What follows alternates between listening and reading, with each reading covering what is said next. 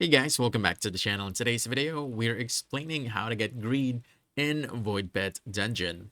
Now, greed is a legendary void pet, which means it's rare, and most players get it through the egg hatching system, also known as the gacha system of this game. Now, your main chances come from three types of eggs. You have the mystery eggs, astral eggs, and this one, chased egg. With mystery eggs, your chance of pulling any legendary is about 0.5%. And since there are multiple legendaries, getting greed specifically depends on your luck. However, the game has a pity system. If you hatch 300 eggs without a legendary, your next legendary is going to be guaranteed. Now that's powerful, but it requires a lot of eggs.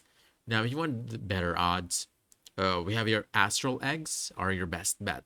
They have about a 9% legendary rate, and you're guaranteed a legendary after 17 hatches only.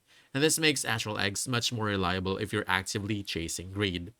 Now, this one, chased egg, or some call it rapture's eggs, also exists, but their legendary rate is still around 0.5%, and they're often tied to specific pets or events, so greed isn't always available from them.